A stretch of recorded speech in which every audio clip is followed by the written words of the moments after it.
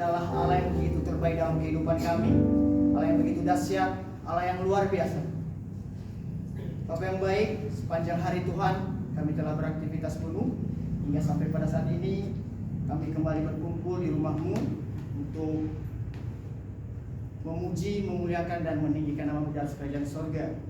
Allah yang baik, sebentar juga kami akan sama-sama belajar tentang sabda kebenaran firman-Mu. Berkatilah kami semua yang berada di tempat ini, khususnya untuk hamba-Mu, berikan hikmat kebijaksanaan dalam berkata-kata. Layakkan hamba-Mu di depan ini, agar apapun yang hamba-Mu sampaikan ini seturut dengan kehendak-Mu dan kerajaan sorga dan menyenangkan hati Tuhan. Ini kami Tuhan, kami siap untuk mendengarkan firman-Mu. Haleluya, amin. Amin. Salam sejahtera bagi kita semua. Shalom. Shalom. Selamat sore jemaat Tuhan. Puji syukur kita panjatkan kehadirat Tuhan yang Maha Esa, di mana sepanjang hari ini kita telah berpuasa, ya kita telah berkumpul di sini untuk melaksanakan ibadah. Jadi teman-teman, Bapak Ibu dan saudara-saudara yang terkasih, saya rindu kita sama-sama merenungkan firman Tuhan. Untuk itu mari kita membuka buku Tuhan di dalam Injil Matius pasal yang ke-24 ayat yang ke-36. Kemudian nanti kita lanjutkan di ayat yang ke-37 sampai ayat yang ke-44. Sekali lagi, mari kita buka Injil Matius pasal yang ke-24 ayat yang ke-36 dan dilanjutkan nanti dengan ayatnya yang ke-37 sampai ayatnya yang ke-44. Mari kita membacakan secara responsoria atau silih berganti. Ayat yang genap dibacakan oleh kaum Adam dan ayat yang ganjil dibacakan oleh kaum Hawa. Dalam hitungan yang ketiga, ya. Tetapi tentang hari dan saat itu tidak seorang pun yang tahu, malaikat-malaikat di sorga tidak, dan anak pun tidak, hanya Bapa sendiri. Nasihat supaya berjaga-jaga, sebab sebagaimana halnya pada zamanmu, demikian pula halnya kelak pada kedatangan Anak Manusia. Sebab sebagaimana mereka pada zaman sebelum air bah itu makan dan minum, kawin dan mengawinkan, sampai kepada hari Nuh masuk ke dalam bahtera. Dan mereka tidak tahu akan sesuatu sebelum air bah itu datang dan melenyapkan mereka semua. Demikian pula halnya kelak pada kedatangan Anak Manusia. Pada waktu itu kalau ada dua orang di ladang, yang seorang akan dibawa dan yang lain akan ditinggalkan. Kalau ada dua orang perempuan sedang memutar batu kilangan, yang seorang akan dibawa dan yang lain akan ditinggalkan. Karena itu berjaga-jagalah, sebab kamu tidak tahu pada hari mana Tuhanmu datang. Tetapi ketahuilah ini, jika Tuhan rumah tahu pada waktu mana pada malam hari cucunya akan datang, sudah pasti ia berjaga-jaga dan tidak akan membiarkan rumahnya dibongkar. Sebab itu hendaklah kamu juga siap sedia, karena Anak Manusia datang pada saat yang tidak kamu duga. Bapak Ibu yang terkasih, mari kita bacakan ayat 36 sekali lagi. 3, ya. Tapi tentang hari dan saat itu tidak seorang pun yang tahu, malaikat-malaikat di sorga tidak, dan anak pun tidak, hanya Bapa sendiri. Amin. Sedemikian jauh pembacaan kebenaran firman Tuhan. Berbahagialah orang yang mendengarkan, merenungkan serta yang melakukannya di dalam kehidupannya sehari-hari. Ya, Bapak Ibu, saudara-saudari dan teman-teman yang terkasih di dalam nama Tuhan Yesus Kristus. Ya, kehidupan kita sebagai manusia seringkali menjadi suatu pertanyaan bagi orang banyak di khalayak ramai. Ya, karena ketika kita hidup, tentunya ada sesuatu hal yang mungkin kita waspadai. Ya, kita jaga-jaga agar itu tidak terjadi. Ya, mencegah sebelum sesuatu terjadi. Nah, begitu juga di dalam Matius ini, ya, dia mengatakan bahwa tentang hari, tetapi tentang hari apa? Hari Tuhan, ya. Dan saat itu tidak ada seorang pun yang tahu, ya. Di situ ditegaskan, ditekankan bahwa tidak seorang pun yang tahu, ya. malaikat-malaikat di sorga tidak, dan anak pun tidak. Kita sebagai manusia, ya manusia biasa yang tidak punya apa-apa, yang tidak layak sebenarnya depan Tuhan. Tetapi ketika kita meminta hikmat daripada Tuhan, maka kita akan dilayakkan. Tetapi di sini ditegaskan bahwa tentang hari Tuhan sendiri atau tentang Yesus itu sendiri, tidak seorang pun yang tahu di antara kita semua. Ya, bahkan malaikat-malaikat Tuhan pun yang di sorga itu tidak tahu. Ya, dan anak pun tidak. Siapa itu anak?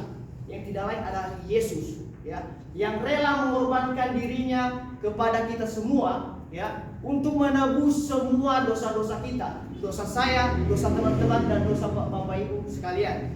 Ya, tetapi apa? Hanya Bapa sendiri, ya, hanya Bapa sendiri. Bapa adalah Tuhan dan Yesus adalah anak, ya. Jadi tentang hari Tuhan itu yang tahu adalah hanya Bapa sendiri. Tidak ada seorang pun yang tahu. Bahkan anak manusia yang telah dinyatakan di dalam perjanjian baru ini adalah Sang Mesias, anak Allah, Sang Juru Selamat. Dia sendiri tidak tahu, ya, kapan harinya tersebut. Untuk itu teman-teman, saya memberikan tema kepada kita semua, yaitu waspada. Ya, berbicara tentang waspada. Menurut Kamus Besar Bahasa Indonesia atau yang biasa kita kenal dengan KBBI, ya, waspada itu dikatakan hati-hati, ya, siap-siap. Artinya apa?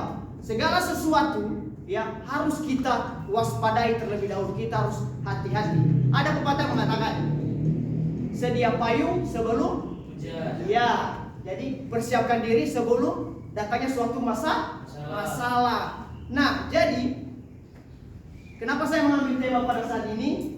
Karena kita sebagai manusia ini pun tidak ada yang tahu, ya, apa yang terjadi ke depannya. Untuk itu kita harus siap-siap diri, mempersiapkan diri secara matang. Oke, next. Ya, kembali ke Nats. Latar belakang dari Nats ini yang ayat yang ke-36 sampai 24, yang dimana diawali dengan tampak dalam banyak hal, ya, ketergantungan pada suatu penyataan, janji dan membuat perjanjian lama untuk membuktikan bahwa Yesus memang Mesias yang sudah lama dinantikan. Jadi dalam nats ini sudah dikatakan bahwa adanya janji Kristus di dalam membuat perjanjian lama sebelumnya. Artinya apa? Perjanjian baru ini adalah penggenapan janji Allah, ya. Teman-teman yang terkasih, kembali ke konteks, ya, di mana tetapi tentang hari dan saat itu tidak ada seorang pun yang tahu, ya. Lalu kemudian malaikat-malaikat di sorga tidak, anak pun tidak, hanya Bapa sendiri. Ya, kita tahu bahwa Bapa itu adalah Tuhan, ya. Jadi dikatakan juga bahwa Yesus atau Tuhan itu adalah 100% Allah dan juga 100% manusia. Artinya apa? Bisa menempatkan diri pada suatu tempatnya. Ketika Yesus anak Allah, ya, telah diturunkan ke bumi ini, diturunkan ke dalam dunia oleh Bapaknya sendiri, ya, maka dia seperti kita, seperti manusia sedia kala, ya. Dia makan, dia minum, dia tidur. Kalau terluka, dia pasti merasakan sakit. Nah, pertanyaannya, apakah manusia sampai pada saat ini masih mengetahui, ya, apakah mengetahui kapan kedatangan Sang Mesias, ya? Sekitar 2000 tahun yang lalu, Yesus telah datang ke dalam dunia. Nah, di mana pada saat itu dia telah berkumpul bersama dengan murid-muridnya, ya, ke-12 muridnya. Nah, di mana pada saat itu pun bahkan sebelum murid-muridnya itu datang kepada Yesus menjadi pengikut Yesus, ya, mereka tidak tahu, mereka tidak percaya apakah Yesus itu adalah Mesias, anak Allah, atau Sang Juru Selamat. Tidak seorang pun yang tahu. Bahkan Yesus sendiri pun pada saat itu, sebelum itu, ya, dia belum mengetahui siapa dirinya yang sebenarnya, ya. Tetapi yang mengetahui secara mendetail selain Bapaknya sendiri, ya, yaitu Bunda Maria, ya, Bunda Maria, bundanya Yesus, ibu yang melahirkan Yesus, ya. Dan Yesus ini telah dikuduskan sebelum dia lahir di dalam rahim ibunya. Ya, artinya apa? Tuhan Bapaknya sendiri telah mengutus Roh Kudus untuk memberkati Maria, karena Maria adalah gadis yang perawan yang tidak pernah bersetubuh dengan laki-laki lain dan tidak pernah berzina. Nah, pada saat itu, bahkan ketika Yesus sudah mencapai perkiraan umur 29 tahun. Nah, di mana pada saat itu Yesus dibaptis oleh Yohanes Pembaptis di dalam air. Ya, dibaptis dengan air, lalu setelah dia keluar dari air, Sungai Yordan. ya, Sungai Yordan, ya, dia mendapatkan kuasa Roh Kudus. Secara resmi dia telah dikuduskan. Nah, setelah itu dia mencapai perkiraan umur yang ke-30 tahun, ya. Dan yang dimana Mesias ini anak Allah yang tidak lain adalah Sang Juru Selamat, ya. Dia sudah mengetahui apa tujuannya datang ke dunia ini, ya. Dia sudah mengetahui karena ada perkataan dari surga mengatakan seperti ini. Inilah anakku yang kukasihi, kepadanya aku berkenan. Ya, Bapaknya sendiri, Tuhan itu sendiri menyampaikan pesan kepada anaknya lewat surga di atas langit. Lalu tidak lama kemudian Yesus pun sendiri sudah tahu ya apa yang menjadi tugasnya di dunia ini. Ya, dia tidak diutus ke dunia hanya untuk bermain-main atau untuk menjatuhkan teman, tidak. Ya, dia datang ke dunia untuk menebus semua dosa-dosa manusia. Ya, bahkan dosa-dosa yang kecil pun itu termasuk. Karena kebanyakan manusia melakukan dosa yang begitu besar di hadapan Allah. Tetapi menurut manusia, mereka hanya melakukan dosa atau kesalahan yang kecil.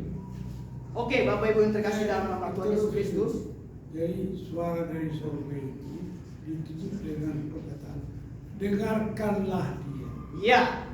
Jadi ada suara dari surga mengatakan, dengarkanlah dia. Itu perkataan dari Bapa atau Tuhan itu sendiri. Bapak Ibu, teman-teman dan saudara-saudara yang terkasih,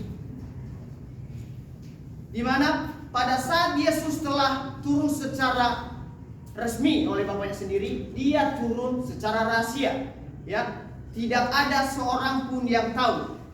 Karena kenapa Bapak Ibu? Di mana ketika Yesus pun sampai pada saat ini, maaf, sekitar 2000 tahun yang lalu, banyak orang yang tidak mengetahui kapan kedatangan yang pasti.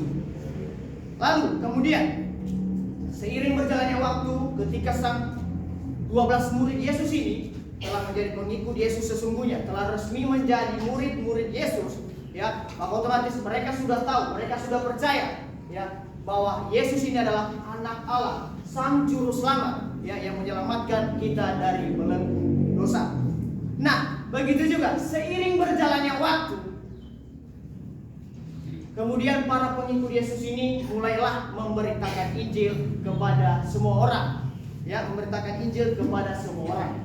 Lalu kemudian orang-orang pada saat itu awalnya ada yang percaya dan ada juga yang tidak, ya. Namun pada saat itu ketika Yesus telah sampai di dunia ini, banyak orang yang tidak senang dan banyak juga yang senang. Nah, yang tidak lain dan tidak senang itu adalah para imam-imam, ahli-ahli Taurat. Mereka mungkin kalau dilihat dari segi penampilan, ya, mereka memiliki yang kualitas yang luar biasa, mampu berbicara dengan sangat lihainya, dengan sangat pandai.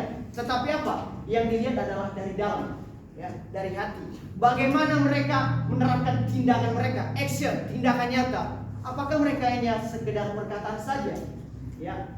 Tetapi ingat, mereka bahkan pada saat itu mulai memprovokasi orang-orang pada saat itu, ya. Begitu juga dalam kehidupan kita.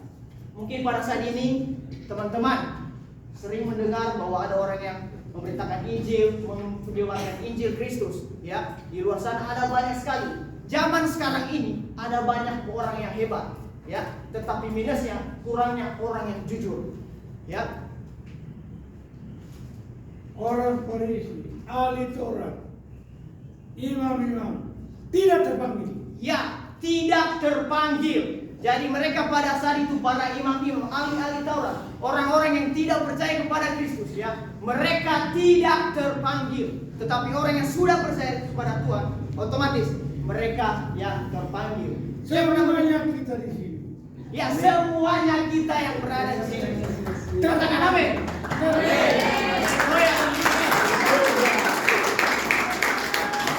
Nah, teman-teman, kembali ke konteks. Gimana? Pada saat ini, pada zaman ini, ada banyak sekali orang yang pandai berbicara, mampu menyebarkan Injil secara luar biasa, menceritakan Injil yang luar biasa. Tapi pertanyaannya, apakah semuanya itu benar? Ya, tidak teman-teman. Saya berani mengatakan tidak. Ya, karena kenapa? Ketika ada orang yang maaf kata, kalau bisa kita katakan sok pintar lah, sok jagoan lah, pandai memberitakan Injil, pandai menceritakan segala ini itu, ya tidak. Tetapi apa? Ingat teman-teman, perlu kita saring terlebih dahulu. Ya, kita selidiki, cari tahu dulu kebenarannya. Dalam hal apa? Dasarnya ini Alkitab, Firman Tuhan. Ya. Kemudian teman-teman, Jangan pandai berorasi saja. iya, jangan pandai berorasi saya. Nah teman-teman, kembali ke konteks di ayatnya yang ke-37. Nah, di mana? Maaf, kembali pertanyaan, Pak. Ya, apakah apakah kita sebagai manusia mengetahui secara pasti kedatangannya Sang Mesias, Anak Allah, Juru Selamat kita? Ya, apakah kita mengetahui secara pasti? Kalau menurut knowledge, pengetahuan kita, mindset, pola pikir, kita hanya bisa mereka-rekakan saja, tetapi belum tahu apa landasan kebenarannya. Nah, tetapi next, apa yang harus kita lakukan? Tindakan apa yang harus kita perbuat? Poin pertama, next, iya, bersiap diri dan berjaga-jaga. Teman-teman yang terkasih dalam nama Tuhan Yesus Kristus, ya, kedatangan Sang Juru Selamat tidak kita ketahui hingga sampai pada saat ini. Tidak seorang pun yang tahu. Ya, bahkan saya sendiri pun tidak tahu kapan datangnya. Nah, tetapi apa yang perlu kita lakukan? Ya, apa yang perlu kita lakukan? Yang pertama, yaitu bersiap diri dan berjaga-jaga. Ya, otomatis teman-teman, ketika kita diperhadapkan pada suatu masalah, otomatis kita pasti memikirkan apa yang harus kita lakukan. Ya, apakah kita membiarkan saja masalah itu? Tentu tidak teman-teman. Dan jujur, saya tipikal orang yang kalau dilanda sebuah masalah, saya enjoy, santai, ya, santai saja. Kita jalani dengan baik. Nah, teman-teman, saya sedikit bersaksi. Gimana? Dulunya ada teman saya bernama sahabat karib di sini, yaitu Sopi Warman Jaluku. Nah, sudah kita kenal di sini. Di mana? Saya dan Warman ini adalah sahabat yang begitu karib. Bahkan kami sudah memberikan nama masing-masing kepada itu, biasa dipanggil jiwa. Nah, pada saat itu, saking sefrekuensinya kami hati sepikir dalam berpikiran, ya, bahkan ketika ada orang yang bermasalah pun, ya, tanpa berkata-kata, hanya dengan lirikan mata kami sudah paham. Jadi apa yang terjadi. Nah, pada saat itu, tiba-tiba teman saya ini Warman sering melihat saya ini dilanda masalah. Walaupun kami sebenarnya sama-sama dilanda masalah, tetapi dia melihat respon saya, tanggapan saya dalam menyikapi masalah tersebut. Ya, dia melihat saya, jiwa, kamu terlalu santai, enjoy, bilang santai. Hidup ini cuma sekali, lakukan yang terbaik di hadapan Tuhan. Amin. Nah, pada saat itu, dia memberikan satu pertanyaan kepada saya. Dia mengatakan seperti ini, jiwa, aku mau memberikan satu pertanyaan untuk kamu. Saya memberikan apa itu? Coba, langsung dia memberikan kayak gini. Kamu percaya tidak? Kalau Yesus itu datang seperti pencuri, ya? Apakah Yesus itu datang? Kamu percaya? Apakah Yesus itu datang seperti pencuri, bukan pergi untuk mencuri? Ya, datang seperti datang sebagai pencuri, bukan pergi untuk mencuri. Awalnya saya bingung. Kok kamu pertanyaan seperti ini? Tiba-tiba katanya, kau jawab. Ya, terus saya memikirkan, oh paham, saya paham maksudnya. Katanya seperti seorang pencuri, bukan pergi untuk mencuri. Ya, jadi saya langsung paham. Jadi Yesus itu datang ke dunia secara tiba-tiba, ya, secara tiba-tiba. Artinya apa? Dia tidak memberitahu kapan dia datang. Apakah di sini pernah ada yang datang Yesus? Tidak ada, bukan? Tuhan Yesus tidak akan datang. Tok, saya mau masuk rumah dulu. Ya, sini tok, Pak Enos.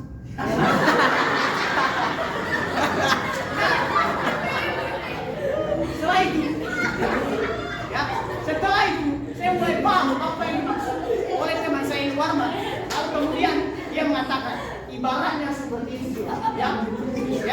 Yesus datang seperti seorang pencuri, ya, bukan begitu mencuri. Begitu juga dengan kehidupan kita. Masalah datang secara tiba-tiba, dia tidak akan memberitahu, tetapi langsung datang untuk menghantammu. Tetapi yang menjadi landasannya yaitu tanggapan kita, yaitu bagaimana kita meresponi ketika dihantam oleh masalah tersebut. Jadi saya pada saat itu sungguh terbahak-bahak ketika teman saya Warman ini mengatakan seperti itu. Nah, oke lanjut teman-teman. Ya, bersiap diri dan jaga-jaga. Kamu menyimpang. Kamu menyimpang.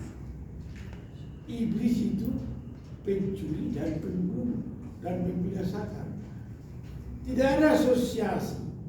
Tidak ada asosiasi sifat iblis dengan sifat Yesus. Ya. Nah, kamu mempunyai. Jadi jangan kamu menyimpang dari ayat. Iblis pencuri, pembunuh dan pembinasa. Kata pencuri itu diberikan kepada notasi itu adalah notasinya iblis. Itu kau menyimpang di situ. Lanjut. Oke, mau Bu. Nah, di mana yang saya katakan tadi ya di dalam Wahyu. Mari kita sama-sama buka Wahyu ayat 3 ayat 3. Wahyu 3 ayat 3. Wahyu 3 ayat 3.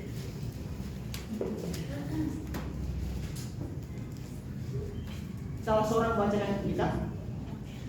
Wahyu 3 ayat 3. Karena itu ingatlah bagaimana engkau telah menerima dan mendengarkannya. Turutilah itu dan bertobatlah, karena jikalau engkau tidak berjaga-jaga, aku akan datang seperti pencuri, dan engkau tidak tahu pada waktu manakah aku tiba-tiba datang kepadamu. Ya, seperti yang saya katakan tadi.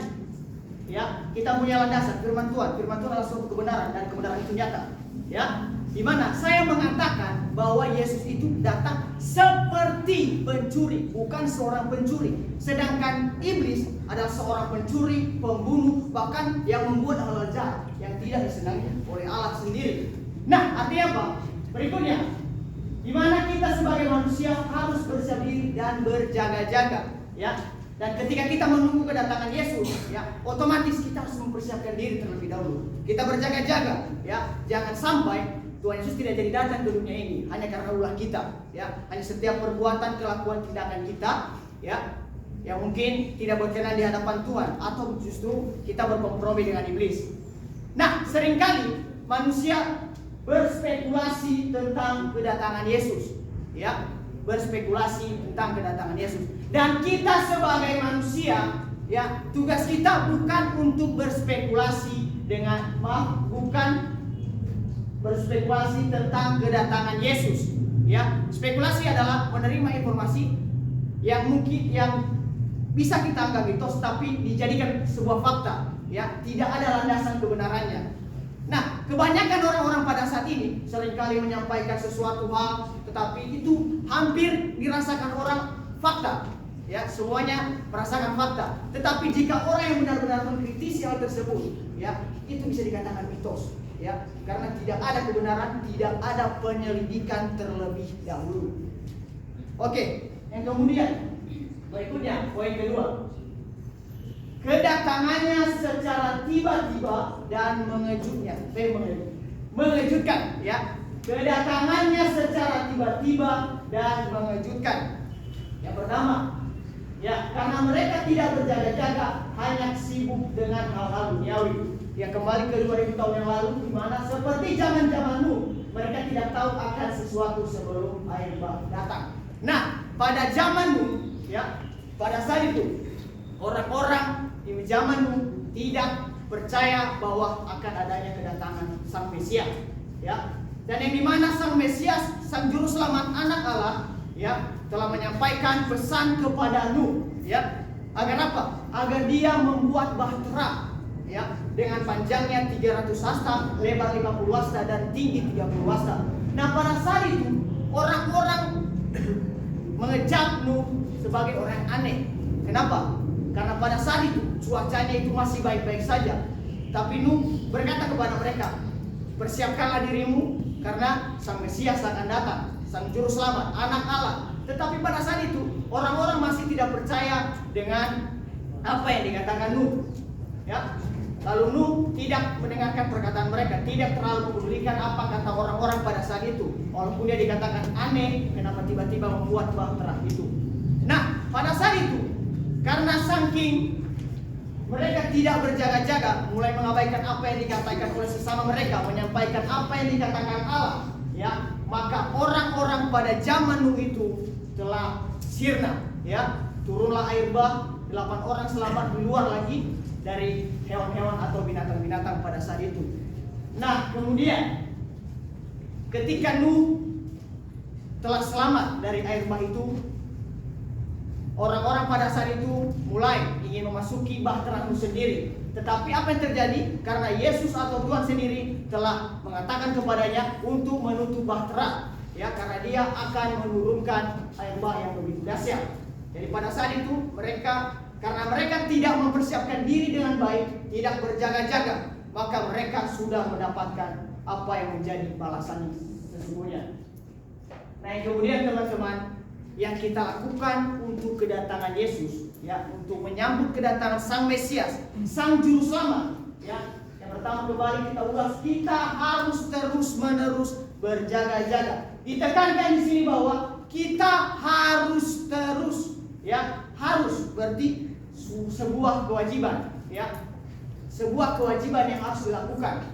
Dan tentunya teman-teman sudah tahu apa yang sudah menjadi kewajiban, apa yang sudah menjadi keharusan, dan mana yang tidak, ya. Tentunya tidak jauh dari konteks ini.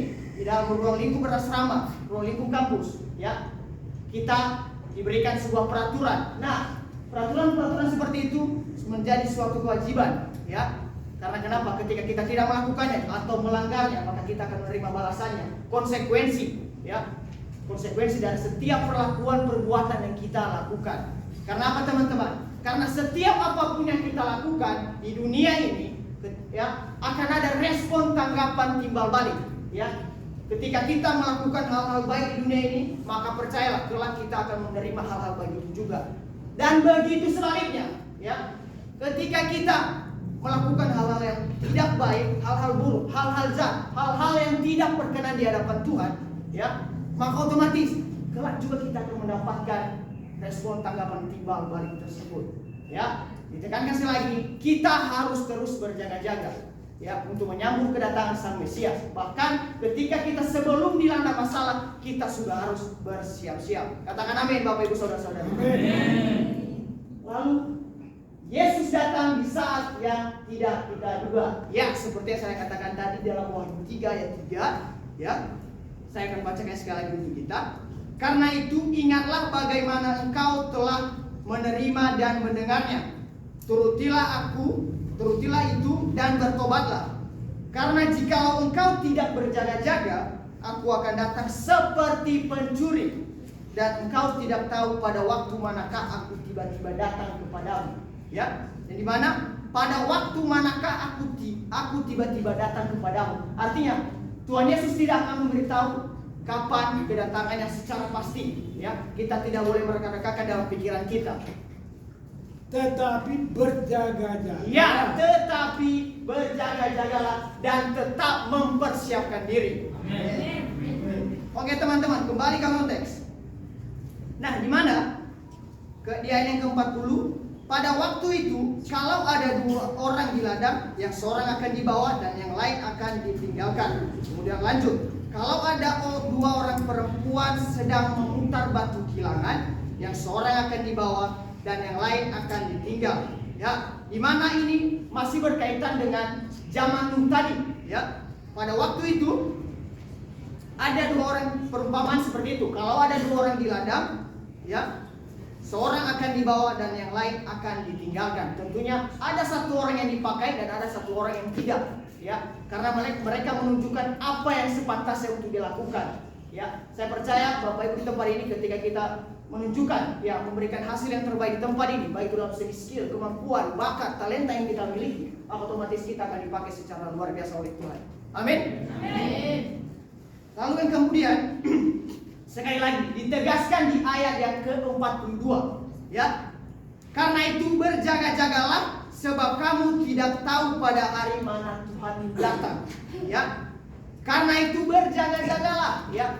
Kita terus ditekankan tetap berjaga-jaga. Ya, tetap berjaga-jaga karena kita sebagai manusia yang tidak punya apa-apa di dunia ini, ya.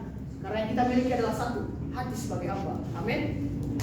Nah, Bapak Ibu yang terkasih, ya, kita tidak tahu pada hari mana Tuhan itu datang, ya. Kita tidak tahu. Bahkan Yesus sendiri tadi. Nah, artinya kita harus terus mempersiapkan diri, ya. Baik itu dalam segi masalah, bahkan di dalam setiap langkah kehidupan kita ada banyak problema, konflik yang kita hadapi. Saya percaya Bapak Ibu di tempat ini dapat menyikapi suatu masalah. Amin. Ketika diperhadapkan. Nah, di ayat yang ke-43 mengatakan bahwa tetapi ketahuilah ini, jika tuan rumah pada waktu mana pada malam hari pencuri akan datang, sudahlah pasti ia berjaga-jaga dan tidak akan membiarkan rumahnya dibongkar. Nah, kita pasti setiap individu pasti memiliki yang namanya rumah. Walaupun kita dalam ruang lingkup asrama, IKSM tercinta, ya, tetapi kita punya rumah masing-masing. Ya, tentunya kita tidak akan membiarkan orang-orang asing masuk begitu saja ke dalam rumah kita, ya. Kita tidak akan membiarkan orang-orang asing masuk ke dalam rumah kita tanpa mengetok pintu terlebih dahulu, ya, tanpa minta izin terlebih dahulu. Stop situ. Rumah yang dimaksud adalah dirimu. Ya. Mulai dari rambutmu sampai telapak kaki. Hati-hati. Hati-hatilah menjaganya. Jangan sampai salah ngecat rambut. Saya disuruh ngecat rambut, saya tidak mau. Karena ada bahaya. Atau suruh make up, tidak mau, ada bahaya. Jadi bahaya mengancam dirimu. Dirimu ini hati-hati gunakan kakimu. Hati-hati gunakan Bapa di surga melihat ke bawah, hati-hati gunakan tanganmu. Yang benar, ya. Yang tidak lain adalah rumah kita sendiri adalah diri kita sendiri, ya. Tubuh kita ini adalah bait Allah, rumah Allah. Otomatis kita harus menjaga diri, ya, berjaga-jaga, mempersiapkan diri. Karena kenapa? Ketika kita merusak diri kita, sama saja kita sudah merusak rumah kita sendiri. Sudah merusak bait Allah. salah satu, jangan salah makan. Ya benar, salah satu, jangan salah makan. Jangan salah minum. Jangan salah minum, betul. Artinya apa? Tidur pada waktunya. Tidur pada waktunya. Segala sesuatu ada waktunya. Ada waktu makan, ada waktu minum, ada waktu minum, bahkan ada waktu berleha. Nah, Anasari. Jangan terlambat mandi. Ya jangan. Ya, karena kenapa? Ketika kita terlambat mandi, otomatis kita sama saya tidak menjaga rumah Allah, rumah tua. Ya, kita sudah mengotori baik Allah. Jangan salah, jangan silap cuci pakaian. Iya, begitu. Jangan salah, jangan silap cucilah pakaian diri masing-masing. Ya, jangan sampai 2 hari, 3 hari sudah sampai ada bintik-bintik kita, Ya, artinya apa? Kita harus benar-benar menjaga kekudusan baik Allah, rumah kita sendiri. Ya, jangan biarkan tubuhmu, rumahmu itu, ya, dirusak oleh orang lain. Ya, kita harus siap-siap mempersiapkan menjaga diri kita masing-masing. Antara lain mata. Ya, begitu juga dengan mata. Kita harus menjaga mata. Ya, jangan sampai dia melihat sesuatu yang tidak sepantasnya untuk dilihat. Dia pergunakan mata ini dengan baik. Ya, lihat suatu yang pas, suatu kebenaran itu jangan menyimpang dari hal itu. Hati. Dan yang paling penting adalah satu, sekali lagi, hati sebagai hamba. Ya, amin. Ya, jadi kita harus memiliki hati. Ya, jangan berlaku kita penampilan kita sudah oke. Ya, perkataan kita sudah oke, tetapi dalam hati no. Tapi kecolongan hatinya. Ya, artinya apa? Kita harus benar-benar menjaga yang satu ini, hati kita. Ya, kita harus mampu menerapkan hal baik, menerapkan hati kita sebagai hamba. Ya, katakan amin Bapak Ibu. Amin. Jangan nonton YouTube yang porno. Iya benar. Ya, kembali lagi, jagalah mata kita dengan baik, seperti yang dikatakan oleh Bapak Pastor Senior kita. Ya, jagalah mata kita sebaik-baiknya. jangan membuka situs-situs yang tidak berkenan di hadapan Tuhan. Ya, artinya apa? Mari kita pergunakan baca Tuhan. Mari kita sama-sama baca firman Tuhan, melihat situs-situs sabda kebenaran firman Tuhan, dan tidak melenceng dari apa yang tidak benar.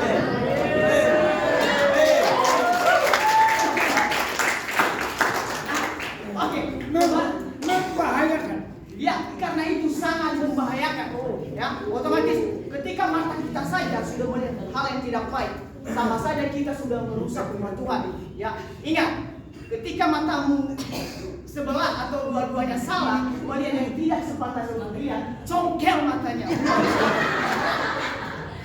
Ya, Firman-Nya, tidak tahukah ya, tidak tahukah engkau bahwa ya, bahwa adalah baik Allah? Ya, tidak tahukah engkau bahwa tubuhmu adalah baik Allah?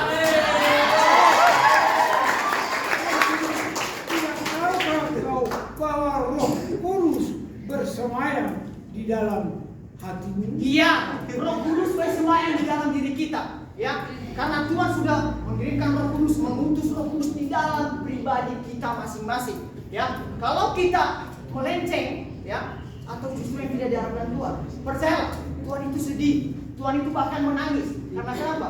Sudah dikirimkan Roh Kudus untuk memperbarui hidup kita. Tapi kenapa? Ya, karena itu. Di sisi lain ada iblis yang mulai berkompromi. Jangan sampai kita berkompromi dengan iblis maksudnya.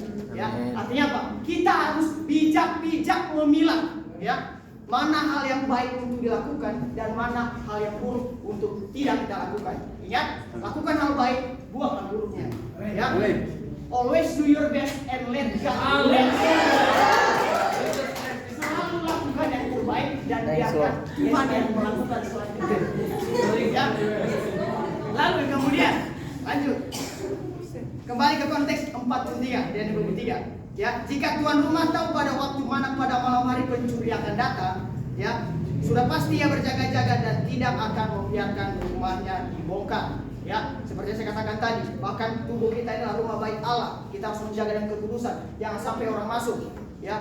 Jangan sampai orang masuk ke dalam rumah kita, orang asing, atau justru menghancurkan rumah kita, rombak-rambing lah, tidak jelas.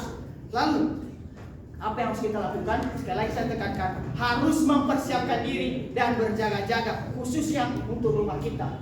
Ya, Bapak Ibu yang terkasih, kemudian di ayat yang ke-44 mengatakan bahwa sebab itu hendaklah kamu siap sedia, ya, karena anak manusia datang pada saat yang tidak kamu duga.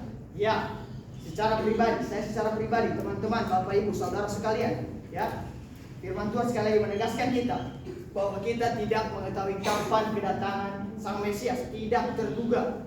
Ya, maka kembali di poin ketiga yang terakhir, pencuri datang tidak memberitahu terlebih dahulu. Ya, pencuri datang tidak memberitahu terlebih dahulu. Ia datang secara tiba-tiba. Bukan berarti saya mengatakan Yesus itu pencuri. Seperti yang saya katakan tadi, Yesus datang ke dunia seperti seorang pencuri, bukan seorang pencuri. Ya, seorang pencuri itu iblis. Ya, artinya apa? Kita tidak boleh bekerja sama. Stop dulu.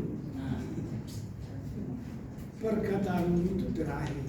Tapi kedatangan Tuhan sudah diduga dan sudah berjalan. Jadi, at the end, kedatangannya itu tidak, maka harus berjaga-jaga. Nggak usah bilang, nggak usah balik-balik kepada sifat iblis pencuri itu. Itu notasinya dia itu. Tapi berjaga-jagalah, karena Tuhan datang secara tiba-tiba. Tapi ingat, tiba-tiba itu sudah diberikan kepada kita tanda-tanda. Manusia diberikan tanda-tanda bahwa dia akan datang. Dan tanda-tanda itulah yang dikatakan Holy Spirit. Holy Spirit kepada kita ada spirit. Karena Tuhan itu adalah roh. Dia berikan kita spirit. Maka kita tahu tanda-tandanya. Maka berjaga-jaga di tanda-tanda. Lanjut. Ya, berjaga-jaga. Amin. Ya, Tuhan itu datang secara mengejutkan, ya, yang tidak kita duga, seperti yang dikatakan oleh Bapak Pastor Senior tadi, ya. Tetapi apa? Mari kita sambut kedatangan Sang Mesias, ya, dengan baik. Ya, karena apa? Ada tanda-tanda, simbol-simbol yang diberikan oleh Yesus itu sendiri, Anak Allah itu sendiri kepada kita. Lalu kemudian, ya, sekali lagi saya mau mengatakan, pencuri datang tidak memberitahu terlebih dahulu. Di dalam Wahyu 16 ayat 15, mari kita bacakan mari kita membuka di dalam Wahyu 16 ayat 15. Salah seorang bacakan itu kita.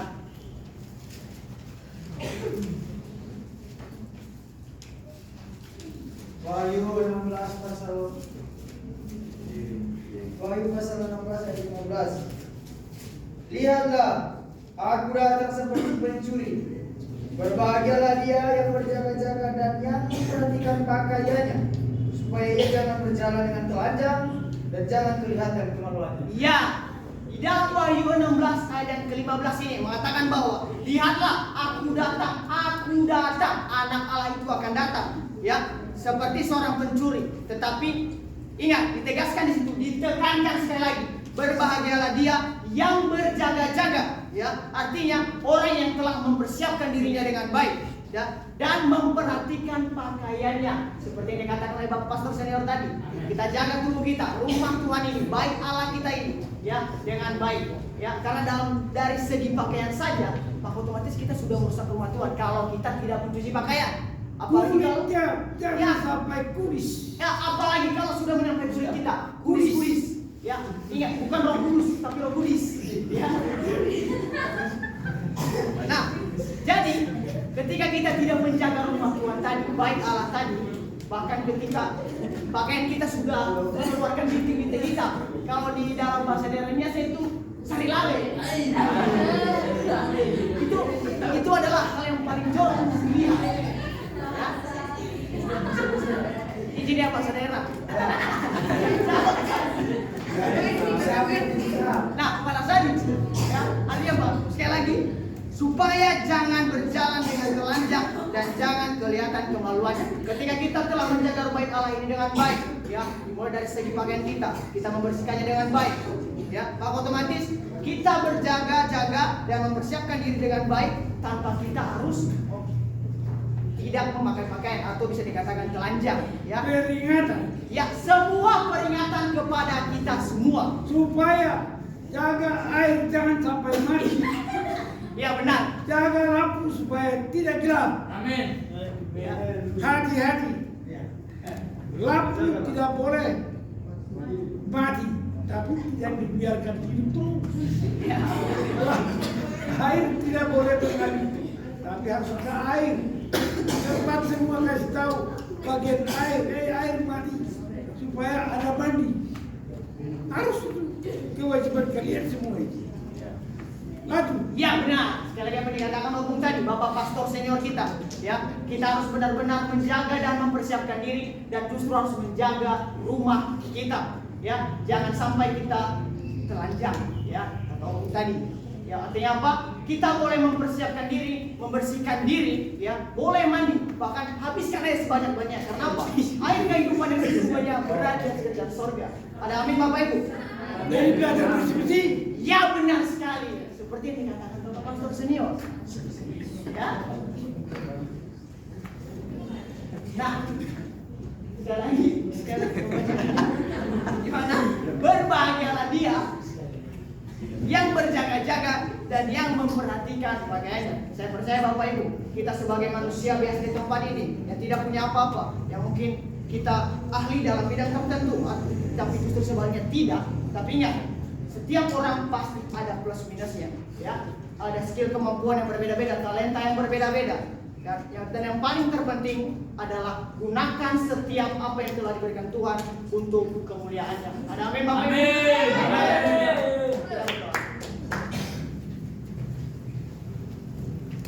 Benar Tuhan, seperti pada firman-Mu yang telah mengajarkan kami sebagai manusia biasa hanya bisa mempersiapkan diri kami dengan baik dan berjaga-jaga Tuhan. Hal yang baik, kami tahu Tuhan, sesungguhnya kami adalah manusia yang tak pernah luput dari pelanggaran kami. perbuatan kami, tindakan dosa yang dapat berujung maut. Ampunilah semua itu Bapa, agar tidak menjadi penghalang penghambat berkat-Mu, khususnya dalam pencurahan Roh Kudus-Mu atas kami semua. Allah yang baik, di mana Tuhan kami benar-benar akan mempersiapkan diri dan berjaga-jaga untuk menyambut kedatangan-Mu di dalam dunia ini. Allah yang baik, mungkin di sisi lain ada roh jahat, roh setan, roh iblis, roh kegelapan yang berusaha mengganggu, mengacaukan kehidupan kami, yang dimana kami sudah sungguh-sungguh tetapi masih tetap dikacaukan. Kami tolak, kami hancurkan, kami patahkan di dalam satu nama yang indah, satu nama yang hidup, nama Tuhan Yesus Kristus. Haleluya. Amin. Amin. Shalom. Shalom.